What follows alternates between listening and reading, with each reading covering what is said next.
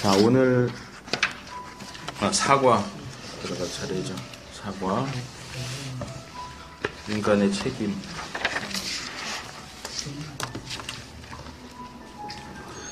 자, 여기 3과 마지막에 박스로 되어 있죠. 그거 한번 어느 분이 읽어주실래요? 예수께서 성경에 예언 대로 우리의 죄를 위하여 죽으시고 장사된 바 되었다가 사흘 만에 부활하셨다는 기쁜 소식을 말합니다. 예. 우리가 복음이라는 표현을 굉장히 많이 써요. 근데 복음이 뭡니까? 라고 물어보면 막상 이렇게 대답하기가 쉽지가 않아요. 일단 복음은 한문 표현대로 하면은 복된 소식이죠. 복된 소리. 복된 소식. 근데 여기 있는 것처럼 기쁜 소식, 기쁜 소식도 나쁘지 않고요.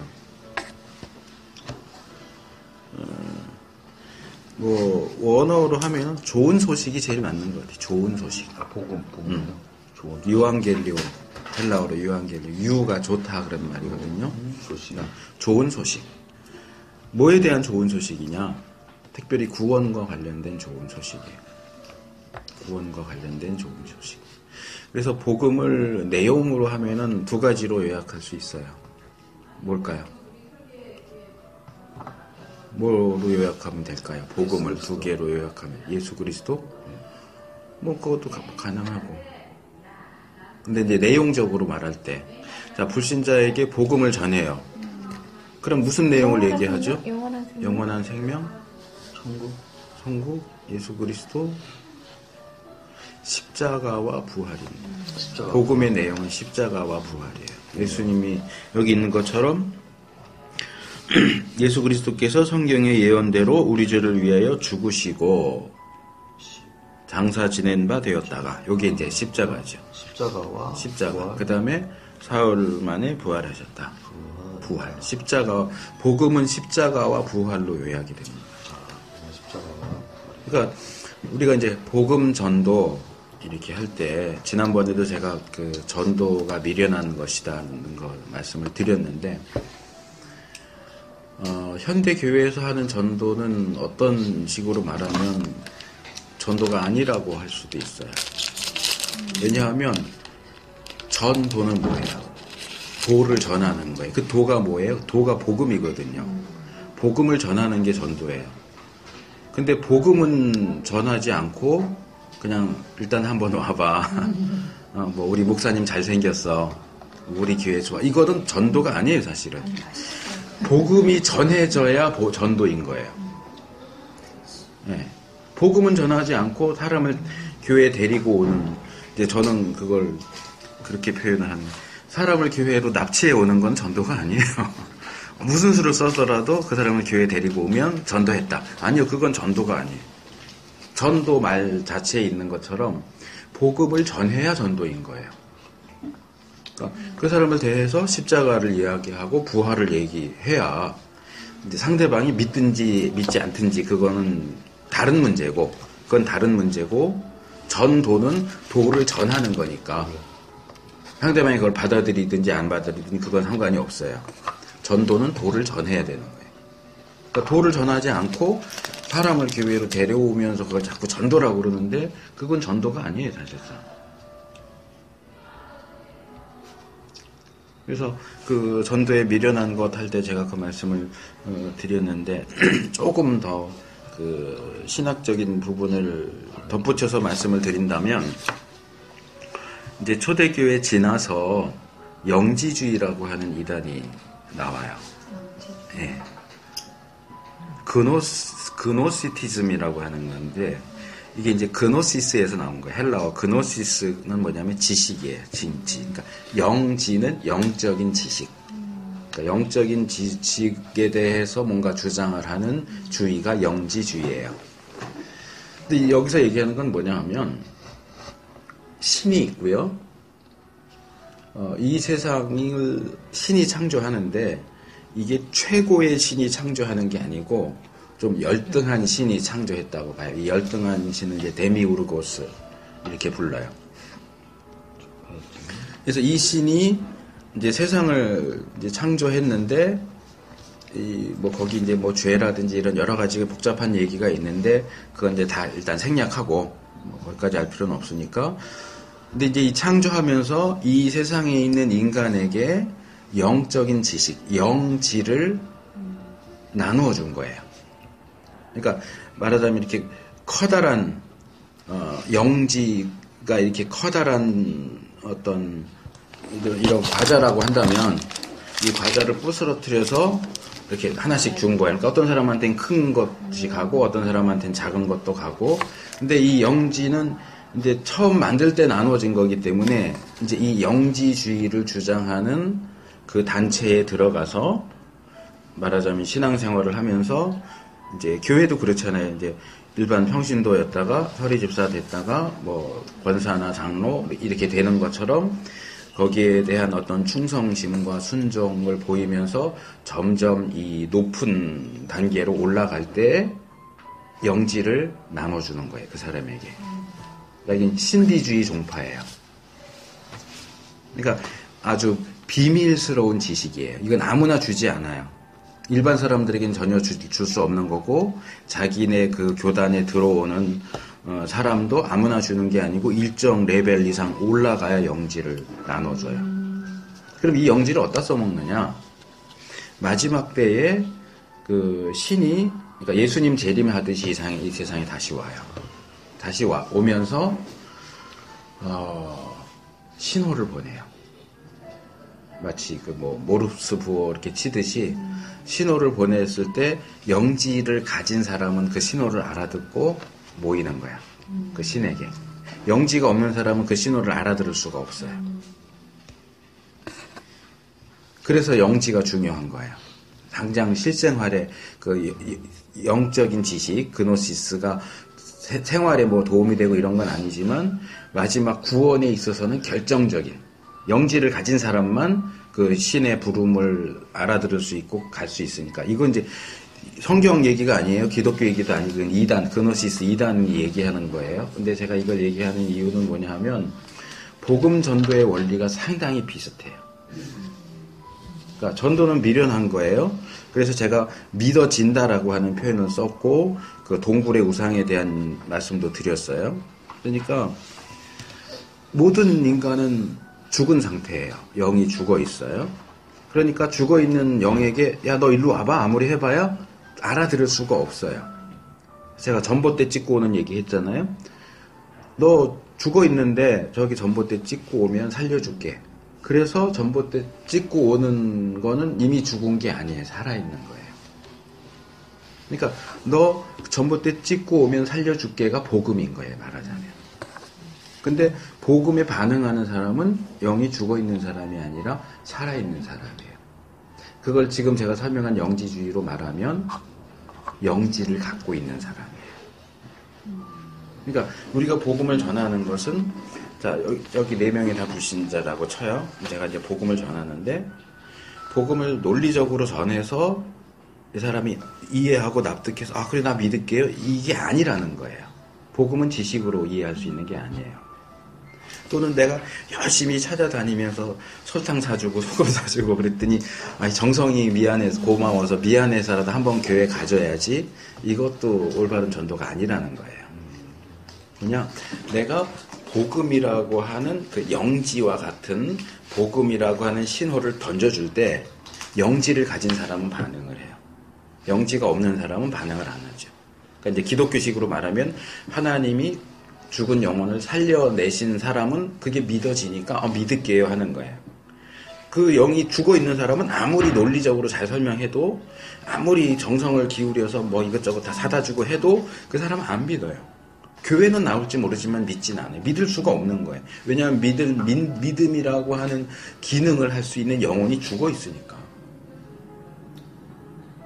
그러니까 전도라고 하는 것은 사실상 복음 전도라고 하는 복음이라고 하는 어떤 영지와 비슷한 것을 툭툭 던져서 그 사람이 영지를 가지고 있는 사람이면 반응을 할 것이고 아니면 반응을 안 할 것이고 그걸 보는 거예요. 그러니까 전도 자체는 미련한 거죠. 이제 만나는 사람마다 복음을 던져서 이 사람이 영원히 살아있는 거 아닌가를 확인하는 작업인 거예요. 근데 이 전도를 이상하게 이제 바꿔가지고 논리적으로 하자, 뭐 하자, 그거는 전도가 뭔지를 모르는 거예요, 사실상. 물론 복음 자체는 상당히 논리적이긴 해요. 논리적이긴 한데 일반적이고 대중적인 논리가 아니에요. 지난번에 말씀드렸던 것처럼 안 믿는 사람 입장에서 우리는 믿었으니까 왜 복음을 전하는데 안 믿지? 왜 저게 안 믿어지지? 라고 하지만 안 믿는 사람 입장에서는, 그러니까 제가 그 표현을 자주 쓰지만 2000년 전에 있었는지 아닌지도 모르는 예수라는 그 외국 사람을 믿으면 있는지 없는지도 모르는 천국을 간대요. 그게 어떻게 믿어지냐고요. 그건 믿을 수 없는, 믿지 못하는 게 당연한 거예요. 믿는 게 이상한 거예요. 이제 제가 그 믿는 게 이상한 거고 믿지 않는 게 당연하다를 설명하기 위해서 이제 동굴의 우상을 말씀을 드린 거예요. 그러니까 이 복음이 뭐냐, 그 다음에 전도가 뭐냐, 이거를 올바로 파악을 해야 복음 전도가 제대로 되는 거예요. 그렇지 않으면, 그러니까 이렇게 말할 수 있어요. 현대 교회들 전부는 아니지만 다수의 현대 교회가 전도라고 얘기하는 것은 사실상 전도가 아닌 거예요. 그냥 교회에 사람을 데려오기 위한 방법들. 저도 이제 예전에 부목사로 있으면서 그 새생명 축제 뭐 이런 거 할 때 그 뭐지 이제 가이드 해주는 책자 같은 것도 이제 편집하고 이랬는데, 이제 그거 이제 처음 한 교회 자료나 뭐 이제 하는 다른 교회 자료들 이렇게 취합해서 하면 이런 거예요. 전도 새생명 축제를 하면 이제 불신자들 대상 몇 명 이렇게 정해놓고 이제 새생명 축제 하는 날까지 계속 접촉을 하잖아요. 그리고 뭐 333, 뭐 하루에 3번 기도하고 뭐 일주일에 3번 만나고 뭐 이런 식으로 이제 하는데 복음을 전하는 내용은 없는 거예요. 만나라, 뭐 생일 같은 거 기억하고 아이들 뭐 입학하면 선물해줘라, 뭐 이런 거. 그게 전도냐고요. 그래서 그러니까 결국 그건 뭐냐면 어떻게든 상대방의 호감을 사기 위한 그런 행동을 하고, 그래서 정해진 그날 교회에 같이 갈 수 있는 상태로 만들어라. 그게 전도예요? 그거 전도 아니에요. 그리고 이제 그렇게 해서 어떻게든 교회로 데려오는 것을 목표로 교인들을 교육시키고 정작 복음을 전하는 거 책임은 목사한테 맡기는 거예요. 그래서 새생명 축제하면 주일날 뭐 1시간 예배 드리면 사실상 목사님이 설교하는 시간 한 15분도 안 돼요. 뭐 특별 행사들을 계속 거기다 집어넣으니까. 그러니까 목사는 그 15분 안에 교회, 그러니까 복음을 들으려고 온 사람도 아니고 믿으려고 온 사람도 아니고 미안해서 그 자리에 온 사람들에게 15분 동안 복음을 제시해서 믿게 해야 돼. 근데 내가 막 힘들게 해갖고 교회 데려왔는데 이 사람이 교회 나 믿겠습니다, 교회 다니겠습니다 이러지 않으면 아유 우리 목사님 능력이 없네. 왜냐면 그렇게 데리고 오고 앉힌 자체가 힘들거든요. 그러니까 이제 자기는 자기가 할 걸 다 했다는 거야. 나는 내가 할 수 있는 건 다 했어. 그러니까 이제는 목사님이 해야 되는데 목사님한테 15분 줘놓고 그 15분 동안 여기 온 그 불신자들을 믿게 해야 돼요. 이제 방문자 인원 파악하고 그 다음에 그 결신자 인원 파악하고 다 하잖아요. 근데 이게 몇 명 안 되네. 그러면 우리 목사님. 그렇게 생각하나요? 그렇게 생각하시나요? 그런 경우들이 있어요. 물론 안 하시는 분도 있겠죠. 뭐 다 그렇게 생각한다는 건 아니지만 일반적으로는 그래요. 많이 그래요. 보통 이제 어느 집단에 가면 그런 특정 역할들을 맡아 있는 사람이 있잖아요. 부정적으로 몰아가는 그런 사람들이 이제 목사님의 책임을 결정하는. 그렇죠. 엄밀하게 말하면 그건 물론 목사님에게 책임이 전혀 없다고 말할 수도 없지만 전적으로 목사님의 책임인 건 아니죠. 뭐 한 달, 2달 걸려서 그렇게 정성을 들여도 교회를 나올까 말까 하는데 15분 얘기해갖고 믿겠다고 한다는 거는 그건. 그래서 어떤 분들은 그래요. 믿지 않는 사람이 복음을 듣고 믿는다는 것 자체가 이 시대의 기적이다. 기적이다. 자, 그래서 우리가 이제 그동안 배운 하나님의 관심, 인간의 상태, 그 다음에 우리가 지난번에 두 번에 한 게 하나님의 해결. 자, 여기까지가 사실상 복음의 내용인 거예요. 인간은 죄인이다. 스스로 힘으로 구원받을 수 없다. 그래서 하나님이 관여하셔서 독생자 예수 그리스도를 세상에 보내 죽게 하심으로써, 죽게 하시고 부활하게 하심으로써 인간이 구원을 얻을 수 있는 길이 열렸다. 이게 복음인 거예요. 제가 올해 춘천 한마음교회에 거기에서 은혜 받은 집사님하고 얘기를 했는데요. 거기는 막 그 부활의 복음을 그렇게 전한대요. 네. 사실 우리가 부활하신 예수님을 믿어요. 네. 그건 너무나 당연한 거고, 근데 거기는 굉장히 그걸 강조를 하는 거예요. 네. 마치 너희들은 부활의 복음을 안 믿었었던 사람이었다. 그런 사람들은 막 강조하듯이 그냥 이렇게 전하는데요. 그냥 믿고 있다 하는데도 막 그냥 거기에 대해서 강조를 하는데 그 역으로 너희는 그 부활의 복음에 대해서 잘 알지 못하고 있어. 그런 식으로 들리는 거예요. 근데 그쪽 교회는 그 부활의 복음을 전해가지고 그렇게 기적이 많이 일어난대요. 그러면서 나도 내가 분명히 부활의 복음을 믿고 있는데 저분이 말하는 건 도대체 뭐야? 그러면서 대화를 했는데요. 이게 뭐가 이렇게 안 통하는 거예요. 근데 참 신기하죠. 그게 뭔 말인지 모르겠어요. 지금도.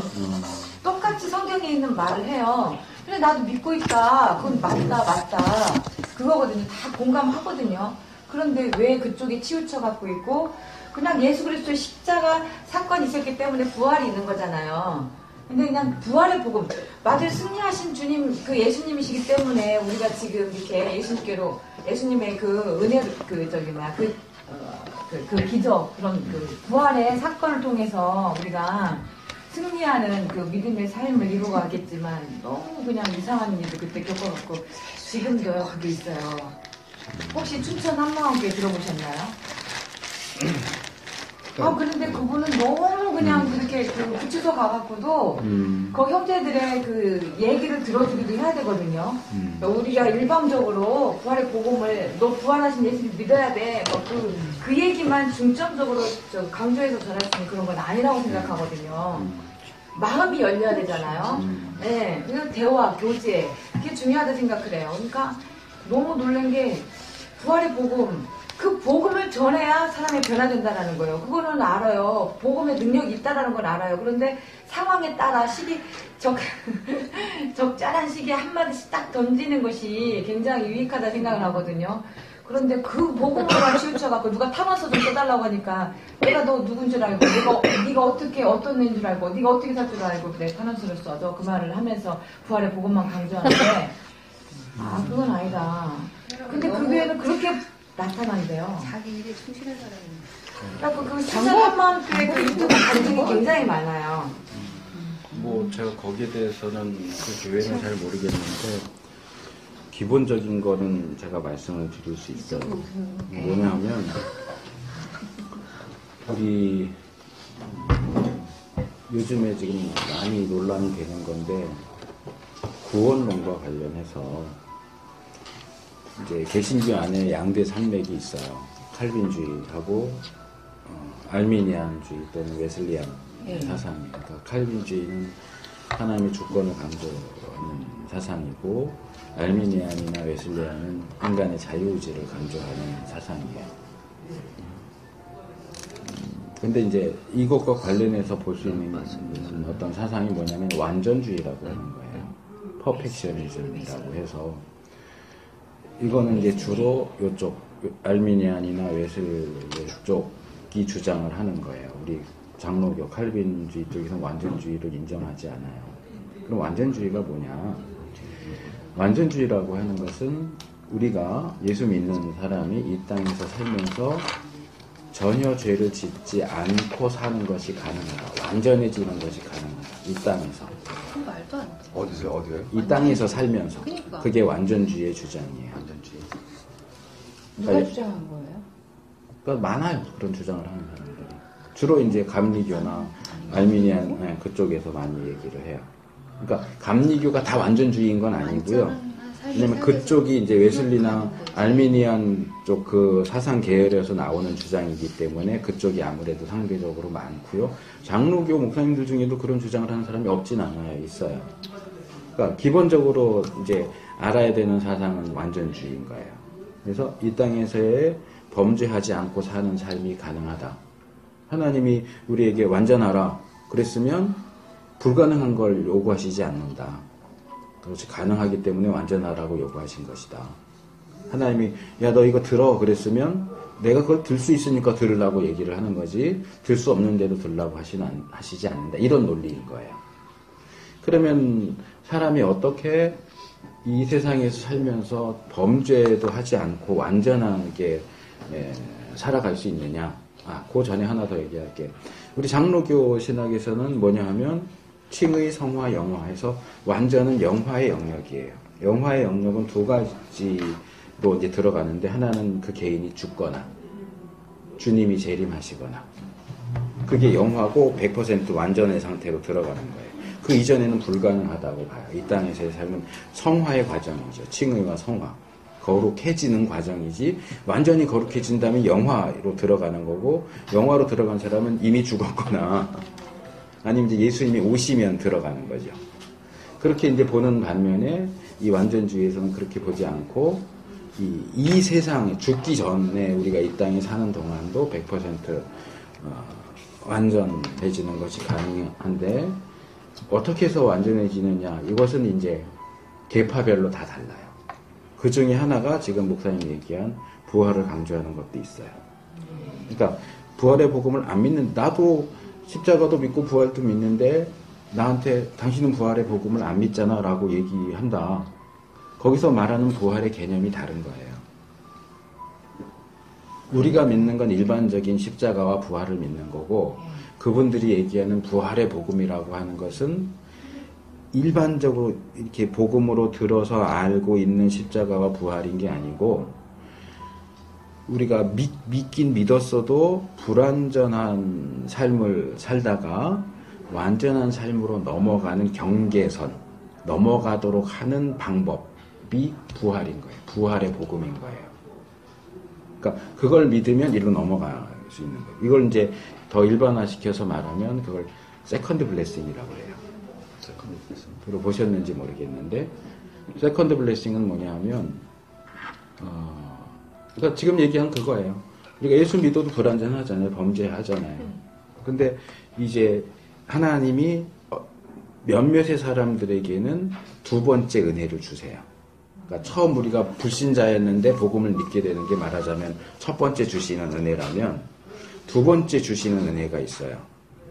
그러니까 이제 그쪽에선 주로 우리가 이제 그 교회사에 나오는 인물들 보면 이렇게 막 성령 체험하잖아요. 성령 뭐 어거스틴도 갑자기 막 변하고 그렇죠. 루터의 경우 무디 뭐 이런 사람들 많거든요.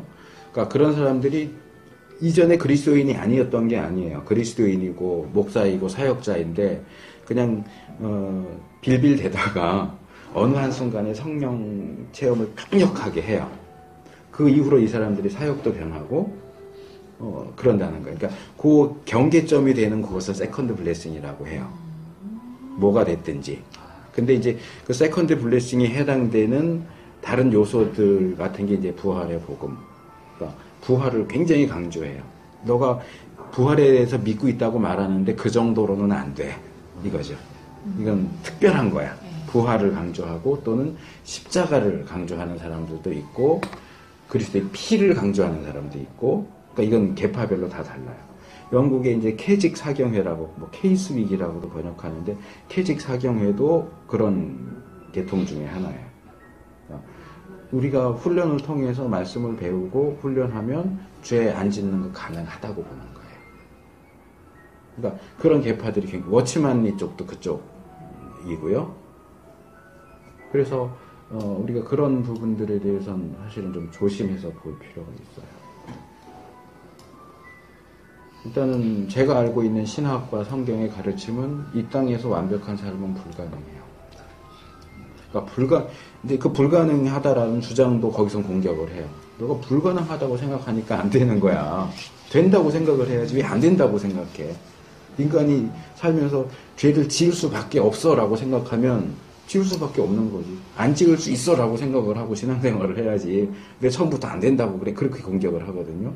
성령님을 보내주셨으니까요. 그러니까 성령도 이제 그 중에 하나예요. 성령님을 의지하는 거. 그러니까 여러 가지 이렇게 계파가 나눠져 있는데 어쨌든 어떤 한 부분을 그렇게 굉장히 강조해서 이제 요걸 하면 이렇게 넘어갈 수 있다. 우리 지금 이 그냥 대충 살고 빌빌거리고 사는 그 수준을 넘어서 새로운 경지로 들어갈 수 있다라고 하는 것은 통틀어서 말할 때 완전주의라고 말할 수 있는 거예요. 그러니까 다른 거는 문제가 신경에 쓰는 대상이 아닌 거예요. 오직 그거에 집중해서 그걸 해야 이제 넘어갈 수 있으니까. 그 이전에는 다른 거 이것저것 다 아무리 얘기해봐야 소용이 없고, 부활을 주장하는 사람들은 부활의 복음, 십자가를 주장하는 사람은 십자가, 오직 십자가를 바라보고, 뭐 어떻게 하든지 어쨌든 십자가를 바라봐야 돼. 그러니까 우리라고 십자가를 안 바라보나요? 근데 네. 그걸로는 부족하다는 거예요. 안 된다는 거예요.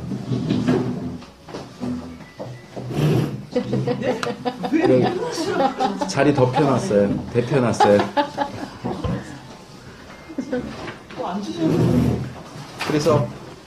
그래서 이제 저는 평소에 제가 이제 교회 할 때도 저희 성도들한테 많이 얘기하지만 성도들이 교회 안에서 세 가지로 배워야 돼요. 기본적으로 첫째는 성경이에요. 근데 의외로 교회 안에서 성경 자체를 가리키는 코스가 별로 없어요. 교재는 많이 성경 공부 교재는 많이, 성장반, 제자반, 뭐 베델, 뭐 크로스 이런 거 가르치는데 성경 자체를 가리키는 배울 수 있는 경우가 많지 않아요. 두 번째는 교리를 배워야 돼요. 근데 이제 일반 성도들 중엔 교리에 대한 반감을 가지는 분들이 많아요. 교리는 이제 신학 그래갖고 신학도 사람이 만든 거 아니냐. 성경이 중요해. 근데 아니요, 교리는 성경에 나오는 내용들을 체계적으로 정리해 놓은 게 교리예요. 이거 교리는 근데 그 교리가 기독교라는 전 종교에 다 똑같나요? 아니요, 다르죠. 그렇죠, 틀리죠. 교단마다 다르죠. 그 교단마다 틀리니까 일반 성도들은 거기에 대해서 약간 반감이 있는 것 같아요. 근데 아까 아마 지난주에도 얘기를 했던 것 같지만 그러니까 성경을 보는 관점이 다른 거예요. 지금 말씀드린 것처럼 칼빈주의 장로교회는 하나님의 주권을 중요하게 봐요. 가장 중요한 원리로 보고요. 감리교는 인간의 자유의지를 중요하게 봐요. 그러니까 주권을 강조해서 보는 사람들은 장로교 입장을 취하는 거고, 인간의 자유의지를 강조하는 쪽은 감리교 쪽으로 가는 거예요. 그럼 장로교와 감리교 합쳐질 수가 없어요. 왜요? 서로 주장하는 게 다르니까.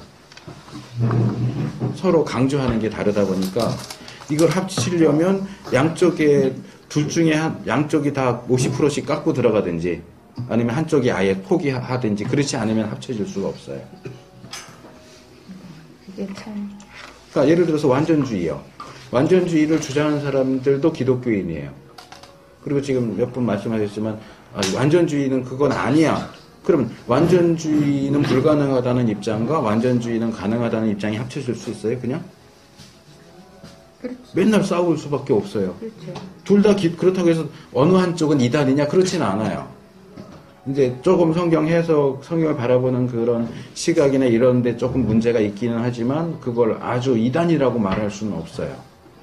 그러니까 자기가 선호하고 선택하는 쪽 사람들끼리 모이다 보니까 교단이 이렇게 형성이 되는 거예요. 그리고 그것은 저는 이제 많은 분들이 교단이 나눠져 있는 것에 대해서 부정적으로 보지만 저는 그렇게 보진 않아요. 왜냐하면 성경은 굉장히 다양한 측면을 가지고 있어요. 그러니까 내가 하나님을 다 이해할 수 있으면 그분을 굳이 믿을 필요가 없어요. 하나님은 우리가 다 이해할 수 없는 분이에요. 그러니까 자, 예를 들어서 이렇게 보시면 이게 어떻게 생겼어요? 그냥 찍 이렇게 생겼잖아요. 앞에 이렇게 있고 조금 볼록하고. 근데 이렇게 보시면 마가레트. 이렇게 네모난, 그렇죠. 마가레트 글자도 보이고. 사람은 이쪽을 동시에 볼 수가 없어요. 대부분 하나 내지 두 개를 봐요. 무슨 말씀인지 알겠네요. 네. 그러니까 성경은 이렇게 하나의 완성된 3D, 4D로 된 어떤 그런 건데 사람은 그걸 전체를 파악할 수가 없어요. 어떤 사람은 이쪽만 보고 그거는 이렇게 생겼어. 어떤 사람은 이렇게 보고 이건 넓적하고 네모네. 그래서 서로 자기의 주장만 주장하면 합쳐질 수가 없어요. 그러니까 이렇게 성경을 보는데 이렇게 보이는 사람은 이렇게 보이는 사람끼리 모이는 거예요. 이쪽으로만 보는 사람들은 이렇게 보이는 사람끼리 모이는 거예요. 그것은 성경이 다양성을 가지고 있기 때문에, 그리고 인간은 그 다양한 모든 측면을 다 볼 수 없기 때문에 인간의 한계에서 오는 어쩔 수 없는 그런 결과라고 말할 수 있어요. 그거를 무턱대고 하나로 합쳐. 아니요, 합쳐질 수가 없어요. 성격이 급한 사람, 온순한 사람. 아까도 이제 차에서 오면서 그런 얘기 했지만, 어떤 사람은 버럭해요.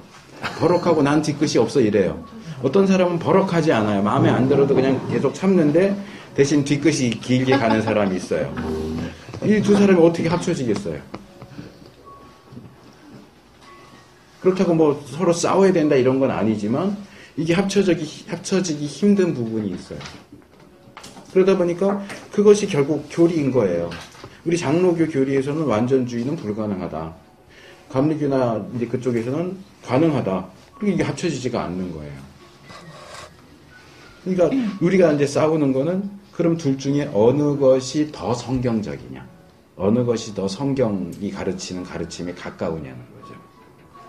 그래서 지난주에 제가 그랬더니 우리 최 목사님 되게 기뻐했잖아요. 이제 칼빈주의가 절대적이라고 생각하지는 않는다. 근데 왜 장로교는 칼빈의 사상을 그렇게 수종하느냐? 왜냐하면 기존에 나와 있던 모든 그런 주의 중에는 그나마 칼빈주의가 가장 성경에 가깝다고 보기 때문입니다. 칼빈이 성경이 이게 아니고 칼빈이 보는 관점이 그나마 성경을 보는 가장 좋은, 그나마 나와 있는 것 중엔 가장 좋은 관점이라고 생각하기 때문에 칼빈주의를 얘기를 하는 거란 말이에요. 근데 감리교 사람들은 칼빈주의 안 좋게 보는 거죠. 웨슬레의 그 관점이 더 성경적이라고 보는 거죠. 이건 어떻게 합칠 수가 없어요. 하나님 나라 가면 합쳐질지 모르겠는데. 아니, 뭐, 아까도 교수님께서 말씀하시는 두 번째 은혜라고. 세컨드 블레싱. 세컨드 블레싱인가, 그렇잖아요. 그러면, 그때까지, 그렇게 막, 목회하시다가 변하신 분들, 그분들은, 또 다른 은혜를, 세컨드 블레싱 은혜를 주님께서 맛보기 때문에 이렇게 변화된 거 아니에요? 그렇게. 완전주의 쪽에서 볼 때 그런 거고, 우리 쪽에서는 그걸 세컨드 블레싱이라고 보지 않아요. 그러니까 뭐 성령 세례라든지 이제 성령 체험 이런 식으로 표현을 하죠. 그러니까 저는 성령 세례라고 보는 쪽이에요. 성령 세례 그게 맞겠죠. 이제 이것도 굉장히 논쟁이 되고 있어요. 성령 세례하고 성령 충만이 같은 거냐 다른 거냐. 또 이제 우리 장로교 화란 쪽 장로교에서는 성령의 내주가 세례다 이렇게 주장하기도 하는데 저는 거기에 동의하지는 않아요. 성령의 내주 따르고 충만도 따르고 세례도 따르고 이제 이 세례 같은 경우 우리가 성령 세례를 추구하고 소원해야 하긴 하지만 다 받는 건 아니에요. 사람마다 틀린 거예요. 네. 그러니까 그것도 하나님이 주시는 거기, 하나님의 주권적인 선택에 의해서 주시는 거기 때문에 우리가 하나님 저에게 성령 세례를 주세요 이렇게 강구하고 하는 건 좋지만 정말 받느냐 안 받느냐는 건 하나님 마음인 거고 못 받을 수 있어요. 1년 그냥 평생을 살아도 성령 세례 없이 성령이 내주는 일단 그리스도인은 모두에게 있는 거고 성령님이 우리 안에 계시는 것. 성령님이 안에 안 계시면 우리 죽은 영혼이 살아있을 수도 없고 믿는 것도 불가능하니까 내주는 기본적으로 다 있는 거예요. 성령의 내주하심은 그리스도인이라면 다 있는 거고 충만은 이제 바울이 성령 충만을 받으라 그러잖아요. 성령으로 채워지는 거. 그러니까 성령 충만을 받으면 성령님의 지배를 받죠. 성령님의 근데 이게 바울이 거기서 사용하는 표현은 진행형이에요. 충만을 받으라. 계속해서 받아라. 그러니까 한 번 성령 충만함을 받으면 죽을 때까지 계속 충만하냐? 그렇지 않아요. 이건 이제 좀 일시적인.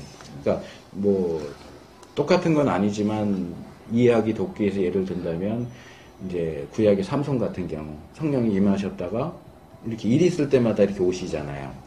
계속 그런 게 아니고 그런 것처럼 성령 충만함을 우리가 계속 받고자 하는 그런 게 있고 성령 세례는 일생에 한 번 있을 수도 있고 없을 수도 있고 근데 성령 세례를 2번, 3번 받는 케이스는 없어요. 그건 한 번 굉장히 독특한 그러니까 오순절 성령 강림은 성령 세례와 성령 충만이 같이 일어난 케이스예요.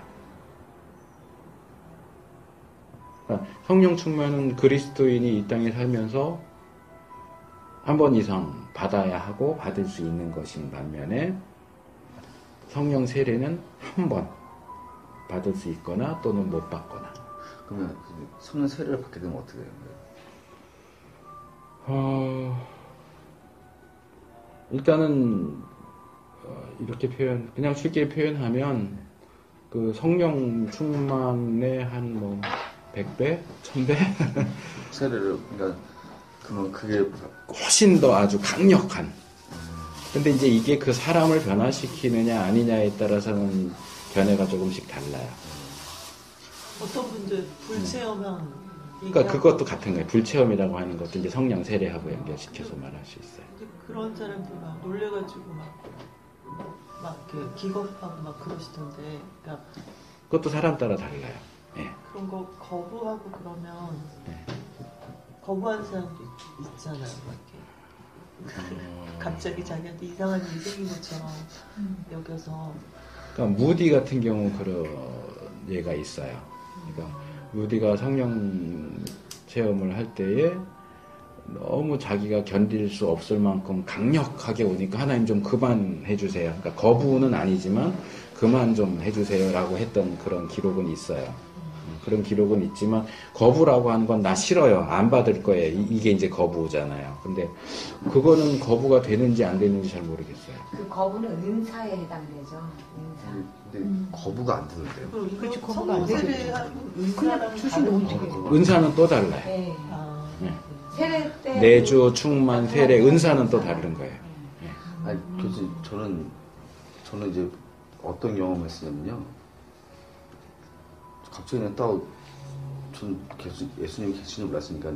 갑자기 어느 날 갑자기 나타나셔서 저에게 전 좀만 해서 좀 미쳤을 거예요, 아마. 너무 기분 좋고요. 어떻게 감당할 수 없는 거예요. 이게 상상이 가지. 네, 그러니까 안 돼가지고 딱 임한 순간 야 이제 마약도 못 하겠고 이제 뭐 술집도 못 가겠고 이제 이쁘셔서 못 놀겠구나. 저희는 오래 그거밖에 없었으니까. 마약보다 더 좋아? 예수님 나중에 오세요. 나중에 오세요. 저 가세요. 나중에 오세요. 저도 안 빼야 되고 놀아야 되니까 나중에 오세요. 그랬었어요. 그러니까 이게 어떻게 할 수 없는 거예요. 이게 뭐 제가 오지 말라고 그랬어요. 오지 말라고. 오지 마세요. 가세요. 막 가세요. 와서 했는데 안 가시는 거예요. 근데 그거는 이제 세례인지 아닌지를 타인이 평가해 줄 수는 없어요. 예. 그러니까 성령 충만의 역사일 수도 있어, 그게. 이제 강력하긴 하지만 충만일 수도 있고, 또는 이제 처음 믿으면서 이렇게 그런 체험을 했다고 할 때는 어떤, 그러니까 소위 말하는 성령님의 강권적인 역사, 주님께로 이끄시는 그런 것일 수도 있고, 그게 뭐 세례일 수도 있겠지만, 그거는 이렇게 얘기 들어서 우리가 판단할 수 있는 영역은 아니에요. 성령 세례는 어떻게 나타나요? 오늘 공부 안 하실 거예요? 이것도 공부예요. 일단 저는, 일단, 성령 세례까지만 말씀해 주세요, 네. 교수님. 일단 저는 마틴 로이즈 존스 목사님의 입장을 취해요. 그 책을 좀 보시고 오세요. 그 CLC에서 나온 그렇게 두껍지 않은 책인데 성령 세례와 뭐 좀 정확한 이름 기억이 안 나는데 어쨌든 마틴 로이드 존스 목사님 성령에 대해서 쓴 책이 여러 권 있는데 그 중에 성령 세례와 뭐 이렇게 시작되는 책이 있어요. 그러니까 로이드 존스 목사님 견해 다르고 존 스토트 목사님 견해 다르고 이렇게 달라요, 조금씩. 그러니까 이건 아직 확정된 견해는 없어요. 네, 알겠습니다. 교단마다 기본적인 입장은 있지만, 그러니까 뭐 이병일 교수님 같은 경우는 제가 가지고 있는 성령론에 동의하지 않아요. 그분은 조직인학 박사신 분인데, 그분은 이제 전통적인 장로교, 특별히 이제 화란 쪽, 그쪽 입장을 취하시기 때문에 다 똑같이 봐요. 성령의 내주가 충만이고 세례고. 이미 성령이 우리 안에 계신데 뭘 또 충만케 해달라고 할 필요가 뭐 있어. 이미 우리 안에 계셔. 이게 이제 장로교의 가장 전통적인 화란 장로교의 전통적인 입장이에요. 근데 저는 거기에 동의하지 않아요. 어쨌든 그 정도만 말씀을 드리고요. 제가 이제 이 부분을 이제 지난주에 안 하고 요 부분을 사과 시작하면서 요 복음 그 박스 3과 끝에 나오는 박스 얘기하고 사과로 들어가야 되겠다 했는데, 일단 복음은 좋은 소식이에요. 특별히 인간의 노력으로 우리의 그 저주스러운 운명을 벗어날 수 없는데, 드디어 그 저주스러운 운명을 죽어서 심판받고 지옥 갈 수밖에 없는 그 운명을 벗어날 수 있는 길이 생겼다라는 좋은 소식이죠. 그런 좋은 소식이 우리에게 전해질 때 그럼 우리는 어떻게 해야 되느냐가 이제 사과인 거예요. 인간의 책임. 이제 하나님 쪽에서의 해결책은 다 하나님 하셨어요. 이제 물론 이건 절대적인 건 아니에요. 성부 하나님께서 우리의 구원을 위한 계획을 세우셨고, 성자 예수님이 실제로 이 땅에 오셔서 십자가에 죽으시고 부활하셨어요. 그래서 이제 인간의 책임이라고 말은 하지만, 이제 불신자가 예수님을 믿고 구원받는 데 있어서는 성령님의 역사가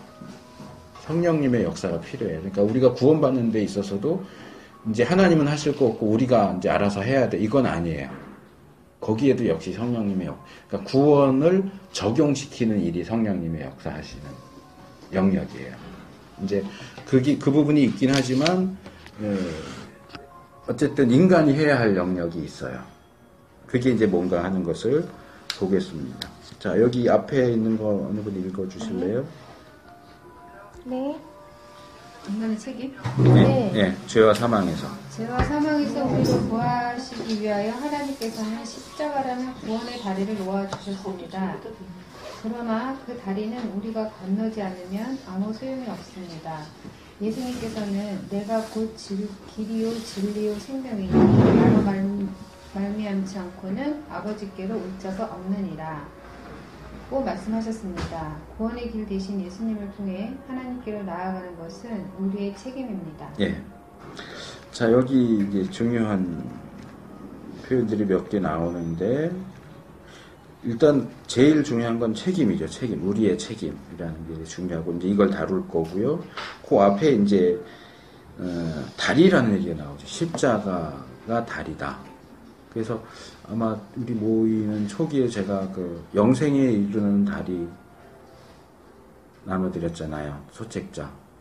그러니까 지금 우리가 배우는 내용이 사실 그 소책자 하나로 다 요약이 되는 거예요. 요거는 이제 이거 5과 끝나고 이제 그리스도인의 확신 1과까지 하고서 아마 이제 그거 전체적으로 요약하면서 하겠지만, 어쨌든 인간과 하나님 사이에 우리가 1과에서 배웠던 대로 서로 교통하고 교제할 수 있었던 상태가 인간의 범죄로 인하여 끊어진 거예요. 하나님과 인간 사이에 연결되어 있던 길이 막혔어요. 근데 그 막히고 끊어진 길을 인간의 어떤 노력으로도, 우리가 2과에서 배웠잖아요. 뭐 종교, 도덕, 선행, 철학, 뭐 이런 여러 가지 어떤 노력으로도 그 무너진 그 다리를 이어갈 수가 없는 거예요.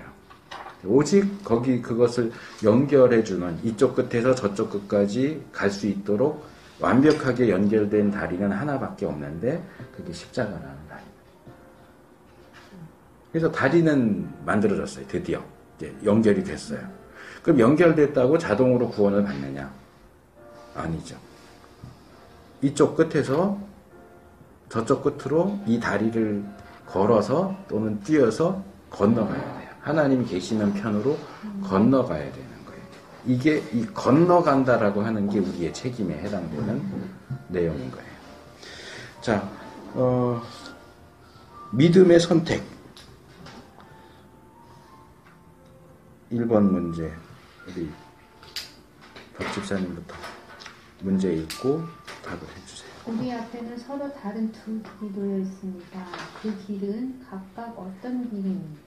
그러니까 요한복음 3장 18절 믿는 자와 믿지 않는 자의 두 기도. 예, 뭐 추가해서 말씀하실 거 있으시면 하시고요.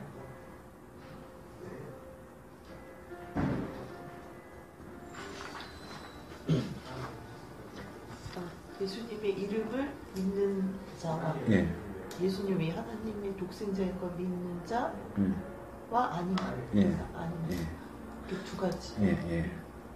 일단 기본적으로는 믿느냐 안 믿느냐죠. 믿는 자의 길과 믿지 않는 길. 그리고 이제 지금 이제 말씀하신 것처럼 그 요한복음 3장 18절에 그 추가되는 표현들이 있죠. 추가적으로 나오는 표현들도 우리가 좀 생각하면 좋은데, 일단 이 교재는 그런 구절들을 다 이렇게 묵상할 수 있도록 되어 있지는 않아요. 그래도 한번 볼까요? 요한복음 3장 18절 저를 믿는 자는 심판을 받지 아니하는 것이요.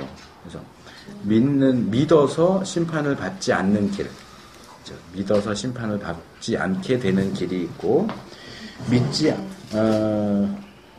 하나님의 독생자의 이름을 믿지 아니함으로 벌써 심판을 받은 것이라.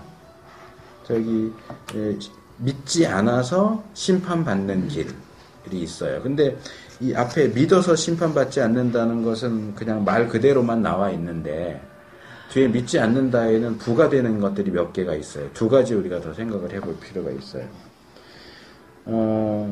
그 앞에 부분 그냥 저를 믿는 자는 그랬는데, 뒤에 부분은 하나님의 독생자의 이름을 믿지 않는다 이렇게 나오죠. 하나님의 독생자의 이름. 그래서 독생자는 제가 지난번에 설명을 드렸어요. 외아들하고 독생자가 어떻게 다른가. 그래서 제가 지난번에 할 때는 이 독생자를 주셨다를 줄 수 없는 아들을 주셨다 이렇게 표현을 했었죠. 근데 여기 이제 하나 더 추가적으로 볼 거는 이름이죠. 이름. 자, 앞에서는 저를 믿는다 그랬는데 이 하반절에서는 이름을 믿지 않는다. 이름을 믿는다. 그러니까 예수님을 믿는다와 예수님의 이름을 믿는다는 어떻게 다를까요? 왜 이렇게 다르게 표현을 했을까요?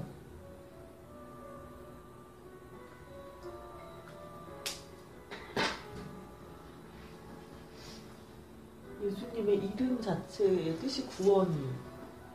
네, 그런 뜻이 있긴 그래서 하죠. 예. 그 구원을 믿는 것 같지 않을까요? 그러면 저를 믿는 자는 그냥 예수님을 믿는 거고, 예수님의 이름을 믿지 않는 자는 구원을 믿지 않는 자다 이렇게 될까요?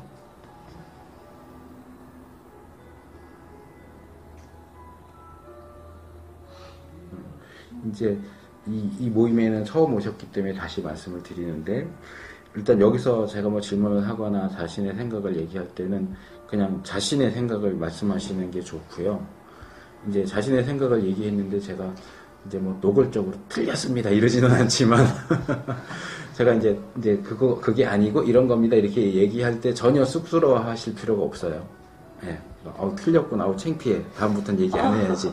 그런 거 하지 마세요. 예. 왜냐면 맞을 거 제가 기대 안 해요. 그게 더 기분 나쁘다. 그거 다 맞게 답하면은 여기 나오실 필요가 없잖아요. 제가 가르칠 게 없는 거잖아요. 더 이상 하산하시면 되잖아요. 네. 근데 왜 여기 2층까지 올라오셨어요? 배우려고 오신 거잖아요. 근데 틀리는 것에 대해서는 부담 갖지는 말으셨으면 좋겠어요. 네. 그러니까 오히려 내가 잘못 알고 있는 것을 그대로 내놔서 수정받는, 그게 더 중요한 거예요. 내가 틀린 답을 말했다. 그건 전혀 문제가 되지 않으니까.